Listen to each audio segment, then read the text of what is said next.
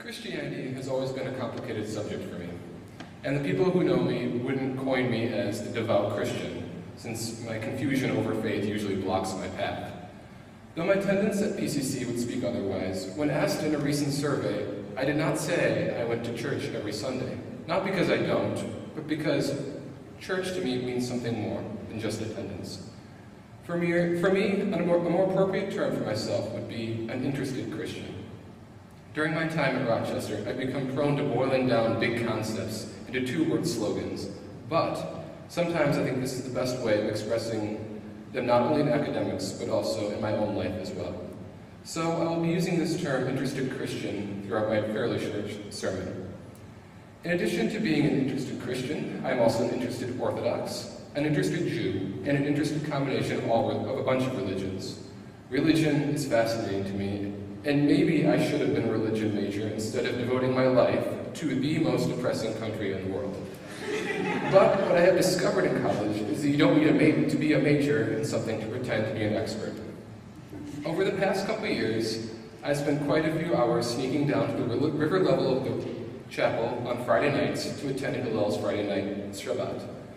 Though I stuck out as the typical Christian boy, despite my futile efforts to fit in, I gained a great appreciation for not only the beauty of Judaism and its theology, but also the uniqueness of her culture. Yes, I am jealous of my friends, for the Jewish friends, for the tight-knit cultural community they have found, that I have never found in Christianity. That is probably one of the reasons I spent so much time researching other religions, and at times pretend to be one of them as well. This may have been spurred by the fact that most of my friends were Jewish in high school. While talking to both them and my Christian friends here, I've discovered a tradition and community that I sometimes wish I could replicate. For those who don't know, in the fall of my junior year, I spent 6 months in Russia, a dark, foreboding place which I wouldn't even want to send my worst enemy. In the darkest hours, I developed a certain fixation on exploring beautiful churches. Yes, I was that tourist, but as soon as I put my camera away, I immersed myself in another world. There is a reason that the Russians have made such beautiful churches, and while you are there, you feel like you've entered another world, often compared with paradise. For those who have never been inside a Russian Orthodox church, you must. For many, it turns into quite, and I don't use this word lightly, a pilgrimage.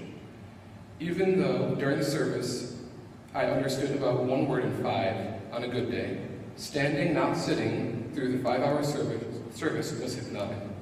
It was a trance brought on by beeswax candles, abundant incense, and some of the most beautiful music ever composed.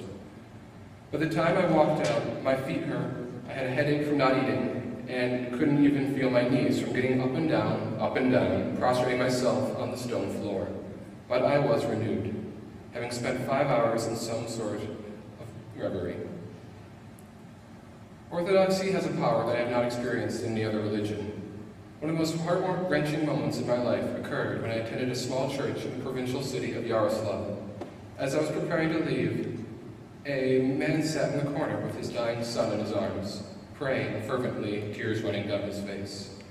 Needless to say, I was so heartbroken that I didn't even leave the church for another hour, remaining in a stupor of helplessness.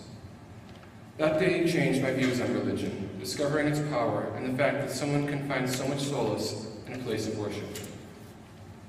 As an interested Orthodox and interested Jew, I have learned to understand what is fundamental in religion, a sense of culture and release from the real world, which I have found in PCC.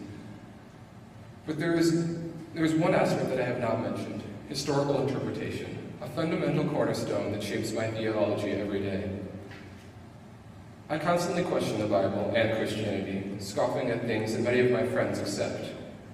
I berated Lori with a multitude of questions about the early Christian church, the beloved disciple, and the Council of Nicaea, a major hurdle for me.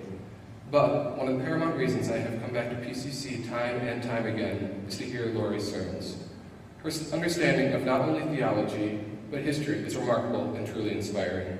And I am sad that it is not her who is getting the last sermon and filling us with her wisdom. Though culture and meditation are important, the understanding of her history has turned me from an okay Christian to an interested Christian. History places religion in a context, and is a reference point from which I can develop my own personal theology. Every day I question if Jesus really was the Son of God, or if God even exists. But these are things that are natural to question, and though sometimes I feel halfway between Christian and Jew in my spirituality, PCC has been a place where I can comfortably ponder the questions that may make me less of a Christian. I have learned the importance of investigating my religion, since the only way I can truly believe in something is if it stands to the test of my own scrutiny.